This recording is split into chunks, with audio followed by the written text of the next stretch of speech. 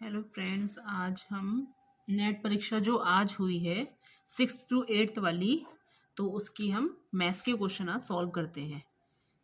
ये देखिए question 11, 8xy और -6xy का योगफल होगा। तो ये दोनों ही सजातीय पद हैं और जब इन दोनों का हम योगफल करेंगे तो ये ब्रैकेट से मल्टीप्लिकेशन होगी, प्लस की माइनस तो माइनस हो गया और ये 2xy इसका डी वाला उत्तर हो गया। नेक्स्ट क्वेश्चन जो दिया है, कह रहे हैं दिए गए चित्र में कोण 5 का शीर्ष अभिमुख कोण है। कोण 5 ये है और इसका शीर्ष अभिमुख ये वाला है, तो कोण 7 यानी इसका क्वेश्चन नंबर 12 का आंसर हो गया बी वाला 7। क्वेश्चन नंबर 11 का डी हो गया। नेक्स्ट क्वेश्चन 13 में क्या कह रहे हैं, संख्या रेखा पर प्रदर्शित संक्रिया है। ये संख्या रेखा नंबर लाइन दी हुई है, 0 to 3 है, देन 3 to 7 यानी 3 में 3 प्लस 3 के आगे कितना है जुड़ रहा है 1 2 3 4, तो 3 + 4 इज इक्वल टू 7, तो इसका डी हो गया 3 + 4 इज इक्वल टू 7। क्वेश्चन 14 में कह रहा है 35 डिग्री का समपूरक कोण होगा। समपूरक कोण वो कोण, ऐसे दो कोण जिनका योगफल 180 डिग्री होता है। तो हमने 180 डिग्री में से इसे 35 डिग्री को लेस कर दिया है, तो आ जाएगा आपका 145 डिग्री। तो क्वेश्चन नंबर 14 का आंसर सी। 15 क्वेश्चन दिया है, दंड आरेख पर कक्षा 6 के छात्रों की सोमवार से शनिवार तक की उपस्थिति दर्शाई गई है। छात्रों की उपस्थिति सबसे अधिक किस दिन रही। ये एक्स एक्सिस है, एक्स अक्ष पे है ये दिन और वाई अक्ष पे दिए हैं हमें उपस्थिति दी गई है। तो ये सबसे ज़्यादा पूछ रहे हैं, तो सबसे ज़्यादा जो पिलर है वो कहाँ तक गया, सबसे ज़्यादा स्तंभ है ये गुरुवार को, तो इसका आंसर आपका गुरुवार यानी बी हो गया। नेक्स्ट क्वेश्चन 16, एक विद्यालय के पुस्तकालय से 6 दिन में छात्रों की दी गई पुस्तकों की संख्या निम्नवत है। ये दी गई है और आंकड़ों का आरोही क्रम यानी हमें असेंडिंग ऑर्डर लगाना है। असेंडिंग ऑर्डर क्या होता है, जो सीढ़ी चढ़ते हैं छोटे से बड़ा यानी बढ़ता क्रम। तो बढ़ता क्रम हमारा है 30 40 45 55, तो क्वेश्चन नंबर 16 का आंसर हो गया ए। नेक्स्ट क्वेश्चन 17 है, कह रहे हैं दिए गए चित्र में कोण ए इज इक्वल टू 60 डिग्री और कोण बी दिया है 70 डिग्री। तो सी पूछ रहे हैं हमसे, ए है 60 और बी है 70। ए और बी को हम ऐड कर देंगे, 60 और 70 को ऐड करेंगे 130 मिलेगा, और ये ए और बी को जो जोड़ करके ये कोण सी का शीर्ष अभिमुख कोण निकलेगा। तो 17 का आंसर हो गया है ए 130। प्रश्न 18 को हम हल कर लेते हैं। क्या दिया है, 16 minus in bracket 4 plus curly bracket 1 + 4 - 2 minus पे बार लगा है और कर्ली ब्रैकेट बंद है, सॉरी ये भी है, सर्किल ब्रैकेट भी है इसके अंदर में, फिर कर्ली ब्रैकेट है, स्क्वायर ब्रैकेट। इसको हम क्या करते हैं, ये जो बार है ये सबसे इनर ब्रैकेट है। ब्रैकेट देखिए क्या करेंगे, हम सबसे पहले इतना पोर्शन सॉल्व करेंगे, 1 + 4 माइनस ये है, इसका मतलब जो होता है 2 - 2 बार, इसका मतलब ये है 2 - 2। तो जब आप इसको सॉल्व करेंगे अंदर वाले को, तो 2 - 2 इज इक्वल टू ये हो जाएगा 0 0, 4 + 1 प्लस ये 4 में से 0 लेस करेंगे तो 4, इन सबको ऐड कर दीजिए 9, 16 में से 9 जब लेस करेंगे देन वी गेट 7। तो 18 का जो आंसर हो जाएगा ये हो जाएगा सी। 18 का आंसर इज 7, सी वाला। नेक्स्ट क्वेश्चन है, संख्याओं, ये सारी संख्या दी गई हुई है, इनमें से किस संख्या में 5 का स्थानीय मान सबसे अधिक है। हमसे प्लेस वैल्यू पूछ रहा है। तो सबसे ज़्यादा किसमें है, इसमें 500 पर है, ये दहाई पर है, इसमें 1000 पे है, इसमें इकाई पे है, तो किसमें है ये 5962। 19 का आंसर ए। क्वेश्चन पेपर है हमारे पास 8 का है एक से। अब 7 का क्वेश्चन पेपर देखते हैं। क्वेश्चन नंबर 11, परिमेय संख्या के संबंध में सत्य कथन बताने हैं हमको। पहला दिया है -5/-7 एक ऋणात्मक परिमेय संख्या है, ये तो गलत है। माइनस से माइनस कैंसिल हो जाते हैं और ये एक धनात्मक परिमेय संख्या है। प्रत्येक भिन्न परिमेय संख्या होती है, बिल्कुल सही। सभी भिन्न परिमेय संख्या है, लेकिन सभी परिमेय संख्या भिन्न नहीं होती हैं। सभी परिमेय संख्या भिन्न होती हैं, गलत। शून्य एक धनात्मक परिमेय संख्या है, गलत, क्योंकि शून्य एक ऐसी परिमेय संख्या है जो ना ही धनात्मक है और ना ही ऋणात्मक। तो इसका जो आंसर हो जाएगा, प्रत्येक भिन्न परिमेय संख्या होती है। तो 11 का answer is B. Next question है, यदि रेखाएं परस्पर संपाती हों तो उनके बीच का कोण क्या होगा। संपाती जो होती हैं वो इस तरह से होती हैं। कई रेखाएं अगर संपाती हैं, एक बिंदु पर कट रही हैं, एक बिंदु पर प्रतिच्छेद कर रही हैं, तो वो संपाती हैं। तो ये इनके बीच का जो कोण होगा वो होगा 360 डिग्री। नेक्स्ट क्वेश्चन, संख्या रेखा पर -1/2 और 3/2 के बीच कुल कितनी पूर्ण संख्याएं हैं। पूर्ण संख्याएं पूछ रहे हैं जो कि 0 से स्टार्ट होती हैं। तो देखिए हम नंबर लाइन पर इसको ड्रॉ कर लेते हैं।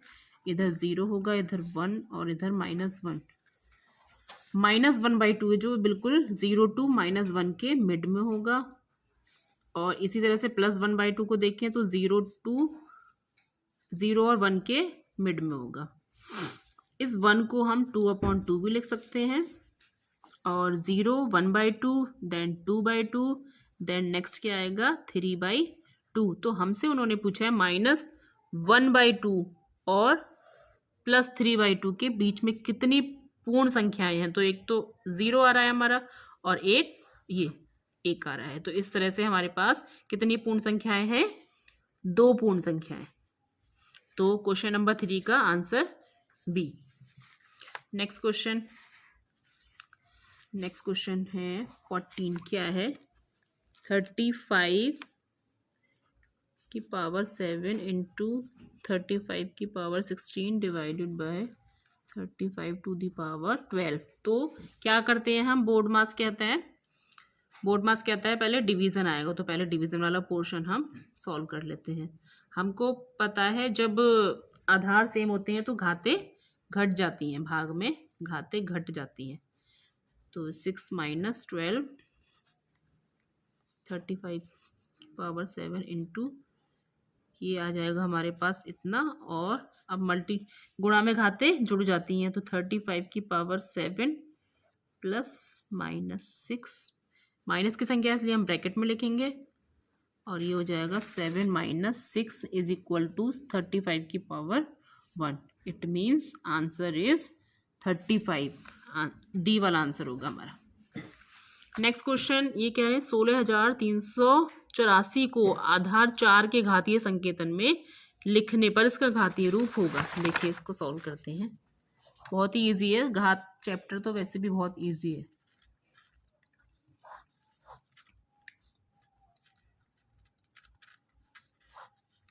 टू से फिर से डिवाइड हो जाएगी क्योंकि ये इसका जो यूनिट डिजिट है वो इवन नंबर है। 2 4 2 16 2 1 2 0 2 2 4। इस तरह से इसको हम 2 5 10 ये चला जाएगा हमारा 4 से। 4 1 4 और 4 2 8 4 2 8 और 4 8 32 4 3 12 4 2 8 4 8 32 4 2 8 2 1 2। तो इस तरह से जो ये पावर आ जाएगी हमारी, ये बेस दिया हुआ है इसमें 4, यानी हमें 4 की घात में लेकर आना है। तो ये 2 दूनी 4 2 दूनी 4 और ये 2 दूनी 4 और ये 1 4, इसमें से 1 4 और 1 2 3 4 5 6 7। इट मीन्स जो 16,384 है उसमें 4 की पावर 7, यानी कौन सा वाला आंसर हो गया हमारा 4 to the power 7 C. Next question है -3/8 x⁴y इंटू 16xy⁴। तो क्या करेंगे हम, इसको इस तरह से लिख लेंगे और जो वेरिएबल्स हैं इसको साथ में लिख लेते हैं। 8 2 जा 16, 3 2 जा 6 -6 और x यहाँ पे पावर 1 है तो x⁴ 4 + 1 = 5 और y⁴ 1 और इस पे 2 है तो y⁴ 1 + 2 = 3। तो ये हमारा आंसर हो गया बी वाला। नेक्स्ट क्वेश्चन दिया था निम्नलिखित में सही सूत्र है विक्रय मूल्य = क्रय मूल्य प्लस लाभ, विक्रय मूल्य = क्रय मूल्य प्लस हानि, साधारण ब्याज = मूलधन गुणा मिश्र धन गुणा समय बटे 100, विक्रय मूल्य बराबर अंकित मूल्य प्लस बट्टा। ये हमारा गलत है क्योंकि साधारण ब्याज का फॉर्मूला होता है मूलधन गुणा दर गुणा समय, तो ये गलत। विक्रय मूल्य बराबर क्रय मूल्य प्लस हानि बिल्कुल नहीं होता क्योंकि ये इसका जो फॉर्मूला है वो होता है हानि = क्रय माइनस विक्रय होता है, तो ये गलत। और जो बट्टा होता है वो भी हमारा अंकित मूल्य माइनस विक्रय मूल्य होता है। तो कौन सा आंसर करेक्ट है, विक्रय मूल्य माइनस क्रय मूल्य = लाभ, या फिर इसको ऐसे भी लिख सकते हैं विक्रय मूल्य = क्रय मूल्य प्लस लाभ। नेक्स्ट क्वेश्चन है एक छात्रावास में 450 छात्रों के लिए 20 दिनों की राशन सामग्री उपलब्ध है। यदि 150 छात्र घर चले गए हैं तो वह राशन सामग्री कितने दिन तक चलेगी। इसको हम अनुपात से करते हैं, इधर लिख लेते हैं हम छात्र और इधर लिख लेते हैं दिन। तो अगर 450 छात्रों के लिए 20 दिन सामग्री चल रही है, अब वो बोल रहे हैं कि 150 छात्र चले गए तो बचे कितने, 450 में से 150 निकाल दिए तो बचे हैं 300। तो 300 के लिए वो हमसे पूछ रहे हैं कि कितने दिन चलेगी। सबसे पहले हम देखेंगे इसमें कौन सा अनुपात लग रहा है, समानुपात जो है इसमें अनुलोम समानुपात लग रहा है या फिर प्रतिलोम समानुपात।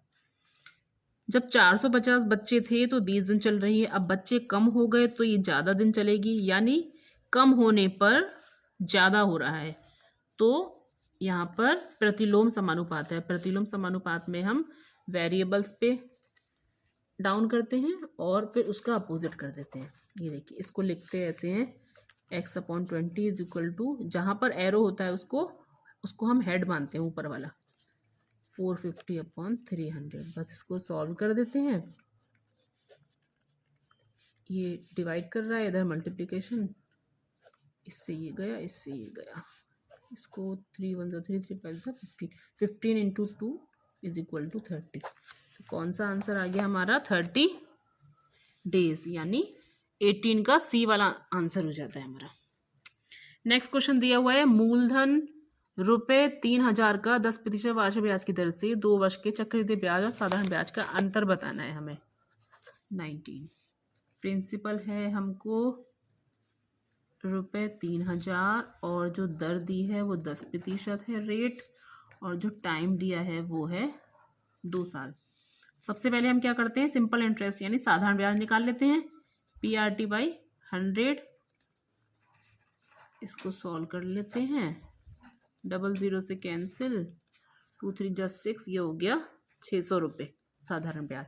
अब बोल रहे हैं चक्रवृद्धि ब्याज साधारण ब्याज में अंतर निकालना है। अंतर निकालने के लिए हमको साधारण ब्याज भी चाहिए, तो हम साधारण ब्याज के लिए हमें अमाउंट चाहिए होगा मिश्र धन, तो मिश्र धन हम फाइंड आउट कर लेते हैं। A = P, इसका ये फॉर्मूला होता ही है। P है हमारा 3000 और 1 प्लस दर है 10/100 की पावर 2। 100 एकम 100 और ये 110 हो जाएगा, पावर इसकी जो घात है 2 है तो इसलिए 110/100 ये 2 बार आ जाएगा। 0 से 0 कैंसिल आउट हो गया, ये 2 0 से ये 2 0। 11 का वर्ग होता है 121, यानी 30 गुणा 121 ये आ जाता है, यानी जो हमारा अमाउंट है जो मिश्र धन है वो आया 3630 रुपये। अब हम कंपाउंड इंटरेस्ट यानी चक्रवृद्धि ब्याज निकाल देते हैं जो कि A - P होता है। 3630 में से जब हम प्रिंसिपल को माइनस करेंगे तो हमारा बचता है 600। जो चक्रवृद्धि ये आया हमारा कितना, चक्रवृद्धि ब्याज आया 630 और सिंपल इंटरेस्ट था 600। तो इसका जो अंतर आया है वो आया है 630, कितना हो गया 30, यानी 30 रुपये का अंतर हमारा आ गया। इसका मतलब जो आंसर होगा वो ए वाला आंसर है इसका। ठीक, नेक्स्ट क्वेश्चन है 20। कह रहे हैं ये 25x की घात 2 माइनस 9y की घात 2 का गुणनखंड निकालना है। बहुत ही इजी क्वेश्चन है ये।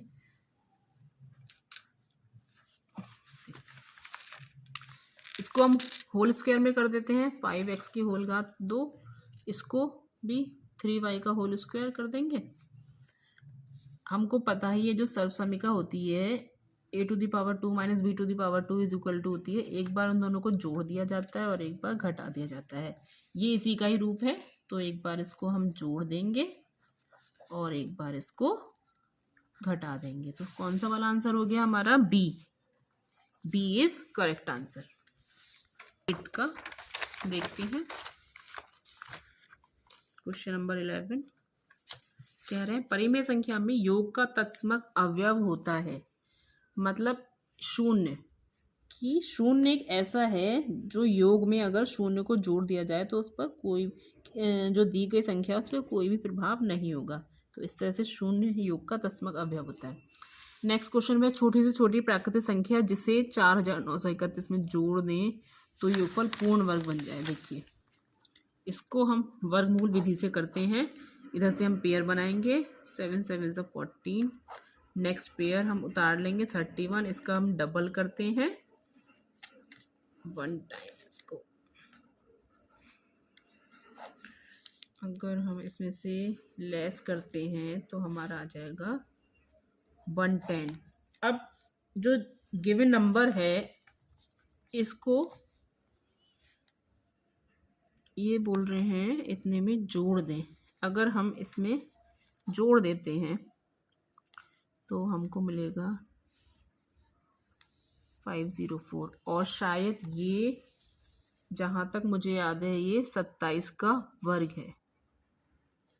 एक मिनट रुक दो बेटा। 41 है, इसका जो वर्गमूल निकलता है वो आता है 71। तो इस तरह से यदि हम दी हुई संख्या में 110 जोड़ देंगे तो संख्या हमारी पूर्ण वर्ग हो जाएगी।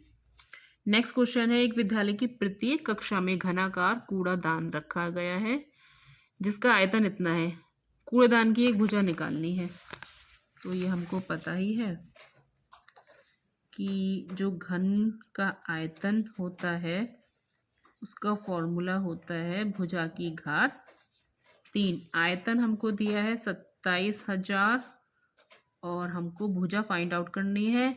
जब घन कैंसिल आउट होता है तो घन मूल चलता है, और 27,000 जो घन मूल है वो होगा ये 1 2 3 और 27, ये 27,000 का घनमूल निकलेगा 30, यानी जो भुजा आ गई वो आ गई हमारी 30 सेंटीमीटर, यानी डी वाला answer is correct. Next question दिया है x + 1/x is equal to 2। तो x⁻³ + 1/x⁻³ is equal to, हमें इसको फाइंड आउट करना है।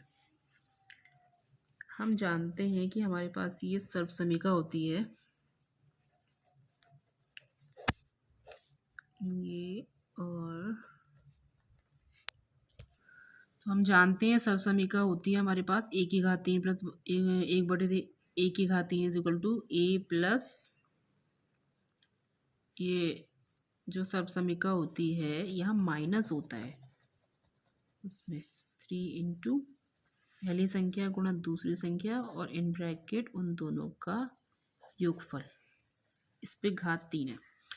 इसका हमें दे रखा है और इससे ये चला जाएगा, कैंसिल आउट हो गया। x + 1/x is equal to 2, ये इसकी घन होगा 8 और ये 6 इज इक्वल टू ये 2 आ गया, यानी इसकी जो वैल्यू आई है वो निकल के आई है 2, डी वाला आंसर होगा। अब नेक्स्ट क्वेश्चन है 99 का क्यूब निकालना है हमको। 99 का क्यूब, ये 15 क्वेश्चन है। इसको हम सर्वसम्यिका की सहायता से कर लेते हैं। हम इसको लिख लेते हैं 100 - 1। इसमें फॉर्मूला लगा देते हैं। इसकी घात 3 - 1 की घात 3 -3 इंटू 100 इंटू 1 और इन ब्रैकेट 100 - 1। इसे हम सॉल्व कर लेते हैं। इसका घन हो जाएगा -1 और ये -300 और ये आएगा 99 -1। इसकी मल्टीप्लिकेशन करा देते हैं। 800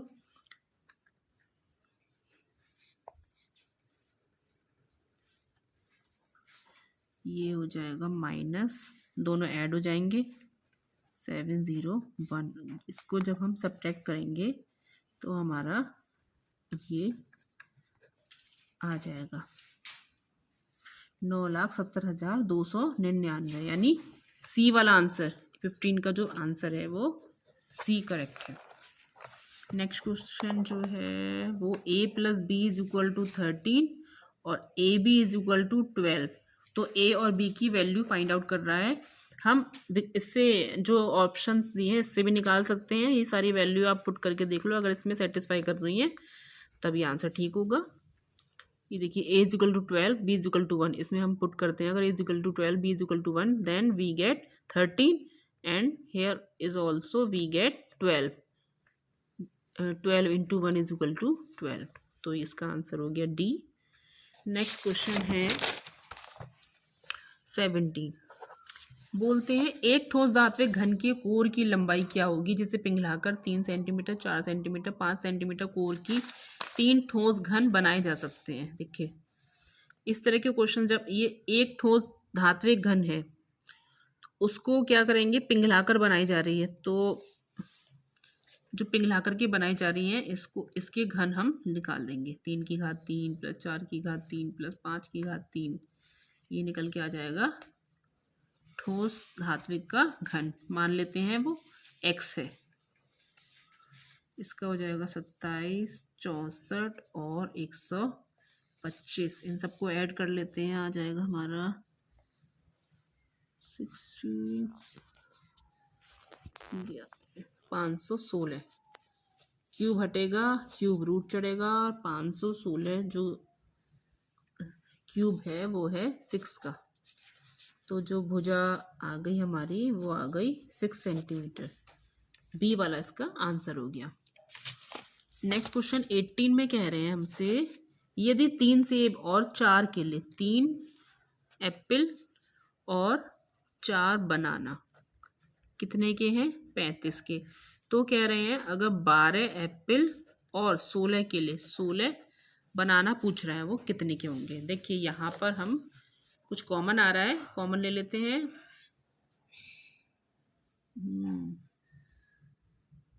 3 सेब है यहाँ पर,